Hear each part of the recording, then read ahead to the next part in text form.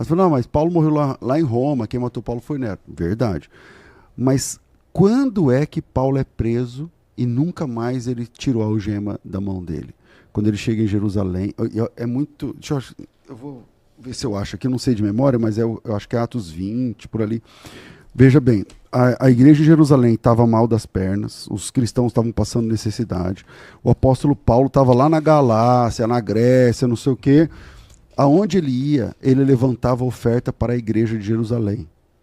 Aí quando chega, de Paulo tal, eu vou achar aqui, capítulo 21, o apóstolo Paulo chega em Jerusalém. Paulo chega em Jerusalém, capítulo 21, versículo 17. O Paulo chega em Jerusalém com um saco de dinheiro. Um monte de dinheiro. Pediu uma audiência com os presbíteros, lá o apóstolo, lá o Tiago, que era o líder da igreja. Uhum. Ele sentou numa mesa como essa, colocou um saco de dinheiro aqui em cima e falou assim, isso aqui o Espírito Santo mandou eu recolher para vocês, ajudar a igreja aqui, a sede, a igreja mãe, aqui. Se liga no balde de água fria que ele vai levar. Veja bem, tendo depois chegado em Jerusalém, eu estou lendo Atos capítulo 21, versículo 17. No dia seguinte foi encontrar-se com Tiago, os demais presbíteros se reuniram, tendo ele saudado, contou minuciosamente o que Deus fizera entre os gentios, por seu intermédio. Ouviram, deram glória a Deus e disseram, bem vês, irmão.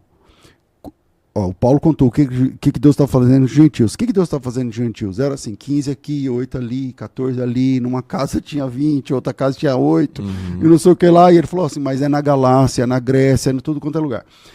Aí o versículo 20, deram glória a Deus e disseram assim, bem vê, irmão, aqui há dezenas de milhares de judeus que creram, só que todos são zelosos da lei. E eles foram informados a teu respeito que você anda ensinando aos judeus e gentios a apostatarem de Moisés, dizendo que não se deve circuncidar os filhos, nem andar segundo o costume da lei. O que se há de fazer? Certamente saberão da sua chegada. Faz o seguinte, faça o que vamos te dizer. Estão entre nós 4 homens que voluntariamente fizeram voto, toma ou purifica-te com eles, faz a despesa necessária para que raspem a cabeça, saberão que não é verdade o que se diz a seu respeito, pelo contrário, que você mesmo anda guardando a lei. Olha que balde de água fria. O cara chega, coloca o dinheiro em cima da mesa, fala assim, ó, o Espírito Santo mandou, estou trazendo essa ajuda financeira para vocês aqui. Aí o cara olha e fala assim, mas você ensina os caras a se circuncidar? Aí ele falou, não. Mas você ensina os caras a guardar o sábado? Ele falou, não, na Grécia, guardar o sábado, tá louco? Não. Ele era o apóstolo da graça. Mas você ensina os caras a...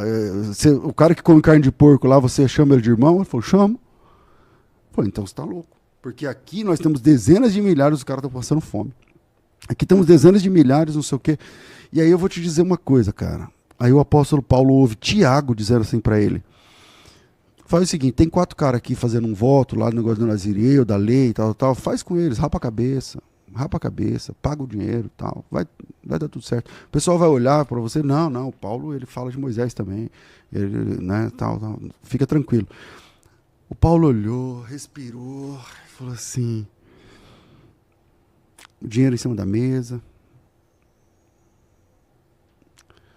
e ele falou, tá bom, eu faço. Isso resolve para vocês? Eu rapo minha cabeça. E o Paulo fez isso. Quando ele foi entrar no templo de novo, ele foi preso. E o apóstolo Paulo foi preso até morrer. Nunca mais ele foi solto. Dali ele ficou preso em Jerusalém, depois ele foi preso em Cesareia. Depois de Cesareia ele pegou o barco, o navio, atravessou, teve um naufrágio, ele saiu do naufrágio, continuou preso, ficou preso em Roma e morreu. Então, cara, veja, Deus está no controle de tudo, amém, glória a Deus, tal, mas aonde chega os haters, os legalistas, e até onde vai? Aquele que você chamou de CEO, eu concordo, é o grande executivo, né, do Ministério de Cristo depois,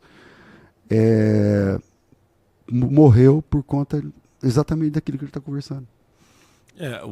Essa passagem dos religiosos, e quando eu digo religioso aqui, não estou falando quem cumpre a religião, porque a verdadeira religião, como diz a Bíblia, é cuidar do órfão, da viúva e manter-se incontaminado do mundo. Mas os religiosos de carteirinha, os hipócritas, né, os sepulcros caiados, é que eles se revoltam quando você não tem que pagar algo que eles achavam que você deveria pagar. Quando Zaqueu... A graça é um escândalo, né? É escandaloso. A graça é um escândalo, né? Quando Zaqueu sobe para ver Jesus, ele acaba sendo visto. Ele subiu para ver, mas foi visto. É isso aí. Porque Jesus olha para ele e chama pelo nome. Zaqueu, eu queria repousar na tua casa hoje. A Bíblia diz que todos murmuravam, dizendo, será que ele não sabe que ele é homem pecador? Ou seja, Jesus querendo salvar uma família, como salvou toda a casa de Zaqueu, e o povo reclamando que ele ia dormir na casa de Zaqueu. O legalismo não tem fim, a maldade, a crueldade... O legalismo tem uma finalidade, né? Esse legalismo barato, ele tem uma finalidade. Eles querem moralizar a graça. Eles querem dizer que casa é que Jesus pode ou não pode entrar. Uhum. Só quem que merece. Quem merece. Só que graça é para imerecido. quem não merece. Jesus, veja, pega o ministério de Jesus, cara. É muito... Ó, se você pegar, sei lá, Marcos capítulo 5, Jesus vai lá em Gadara. Uhum. É um território gentil. Uhum. Ele, não apenas gentílico, mas é um território gentílico, onde tinha porco. Território gentil, porcos. E Jesus vai num cemitério. Isso aqui é um combo de problema, entendeu? Diante do judaísmo. Diante do judaísmo. Só que Jesus sai dali, e ele sai dali e entra dentro do quarto da filha de Jairo, que é o principal da sinagoga. Porque Jesus sai dali, pega o barco, desce do barco, o Jairo vem. Jesus não tomou banho.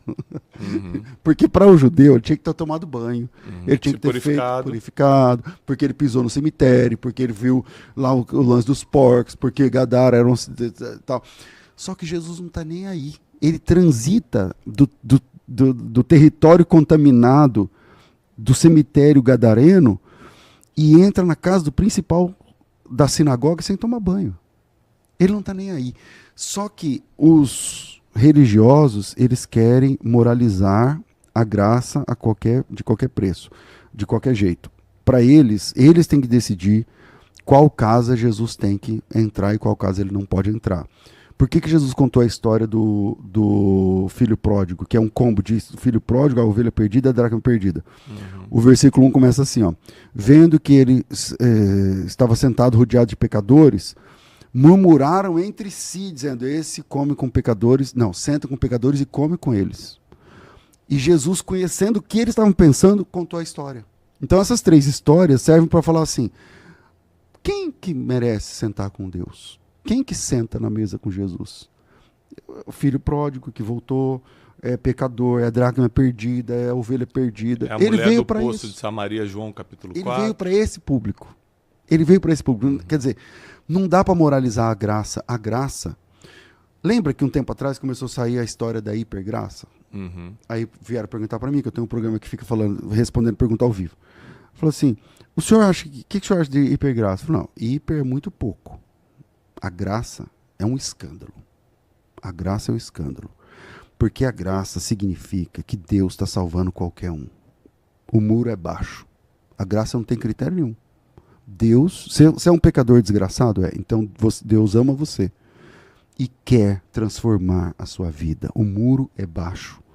O critério é pequeno. Você só precisa ser um pecador. Você é um pecador? Então Jesus ama você e Ele está chamando você para crer. Se isso não é... Então não é hiper, é hiper, mega, master, blaster, plus, advanced. Porque... E a graça é um escândalo, cara. Mas quando você tem religiosos que querem moralizar a graça, aí vira um campeonato de santidade, né? A porta estreita é depois da graça, que quando a gente é alcançado... Exatamente. É que quando a gente conhece a graça, a gente recebe a graça, a gente não consegue mais viver do jeito que vivia antes. Aí vem a santificação. Exatamente. Entra o processo de santificação, a mortificação da carne pelo Espírito. Isso. E as pessoas confundem isso, né? Mas o que eu estava te falando... Porque graça é um mecanismo de entrada. Uhum. O mecanismo de entrada na salvação é escancarada. A porta é escancarada, entendeu? O processo que vai afunilando. No processo. Você é salvo, agora eu vou lembrar aqui Agora terei boas obras porque fui salvo pela graça. Isso, que o Calvino dizia. O salvo, obras de salvo. Ele vive como um salvo. Ok, beleza. Mas a graça é para o perdido. Então o perdido... Deus não tem critério para salvar. Jesus morreu salvando um bandido condenado. Um bandido condenado. Ele desce no último degrau e volta de lá com um bandido. Então, quer dizer, não tem como a gente colocar critérios. Deus não tem critérios para salvar. Ele está salvando qualquer um. Agora, depois, no day after desse encontro, aí sim, aí a gente está falando de santificação, aí discipulado, ele vai aprender com Cristo, maturidade. Espiritual. Calvino, no seu livro Pastorais, eu li semana retrasada esse livro, e aí ele conta, né, o apóstolo Paulo escrevendo para Filemão, tendo que falar para Filemão, olha, age com Onésimo, como eu agi contigo, como Cristo agiu comigo. Ou seja, eu sei que você quer se vingar ou não recebê-lo mais, eu sei que ele fez por merecer, mas bota na minha conta. Isso aí. Aí o Calvino fala, isso é a graça. Ele merecia pagar pelo que fez, mas coloca na minha conta. É isso aí. É forte demais, né? Porque foi o que Jesus fez com a gente. Olha, você merece pagar, mas bota na minha conta. E o que eu vejo é que os legalistas, os sepulcros caiados, né, esse tipo de religioso, ele quer que você pague, ele desconsidera o pagamento da cruz. Não, ele errou, cara. Ele errou, ele vai ter que pagar. E as pessoas cobram esse pagamento e com sentença desproporcional. Às vezes você errou numa coisa pequena, o cara quer que cabe tua vida, teu ministério. É isso aí. Então, essa maturidade espiritual, essa multiforme sabedoria de Deus, tudo isso que a gente tem falado, eu acho que vai trazer uma saúde para o evangelho atual. O evangelho é o mesmo, né? Eu digo, para a forma que o evangelho está sendo empregado atualmente, uma saúde muito benéfica para o corpo de Cristo. Que a gente ser mais maduro, tolerar como Cristo nos tolerou, ter paciência. Você sempre foi o César maduro espiritualmente, convicto da fé como você é hoje? Talvez não. Deus teve que ter tolerância contigo ao longo do tempo. Por que você não quer ter com o irmão? Esse irmão aí sempre errando, mas também você errou. Calma. A primeira formação minha na fé acadêmica assim, foi na área da apologética. Então eu trabalhei 7 anos no Instituto Cristão de Pesquisas, então eu fiz o curso de apologética lá com o pastor Natanael Rinaldi, lá e tal, beleza. E um privilégio muito grande, porque o Natanael Rinaldi é o grande apologista do Brasil. Não tem ninguém perto dele, assim, até hoje, né? Ele já morreu faz algum tempo, não tem ninguém que chega na metade do que ele foi. E eu tive um privilégio muito grande. Eu morava em Santos, às vezes terminava a aula e eu ia levar ele em casa, em Santos, porque ele ia de metrô. Ele ia de metrô, pegava o ônibus em Jabaquara e falava, não, vou te levar. Muitas vezes foi um privilégio muito grande, mas quando eu me formei, quando eu comecei a me tornar apologista, que eu podia usar o título de apologista pelo Instituto, eu virei um caçador de herege. Um caçador de herege. Eu queria caçar enguiço, irmão. Eu queria caçar encrenca. No grego, não sei o quê, vem cá. É testemunho de Jeová, quando eu vi um testemunho de Jeová, mas o que eu queria? Ganhar debate. Só que Jesus não chamou a gente para ganhar debate, ele chamou a gente para ganhar alma.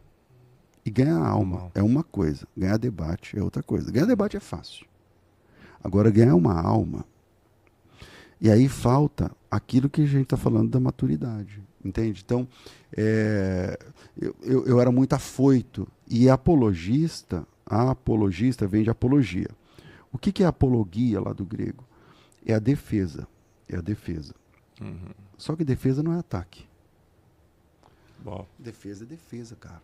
Entendeu? Então, e eu era apologista, mas na verdade era um atacante da fé. Atacante. Quando surgiu o G12, eu ia pra cima, porque não sei o quê, eu anatematizava tudo.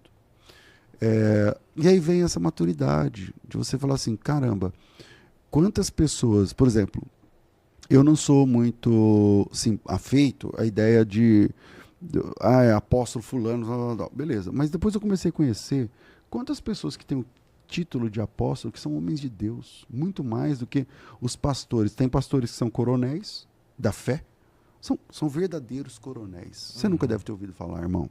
Você não sabe. Verdadeiros coronéis. Culto para eles. Culto para eles. Culto à personalidade. Você está entendendo? Mas o título de pastor, a igreja é uma igreja saudável, mas o cara lá é um Deus que tem que ser adorado praticamente.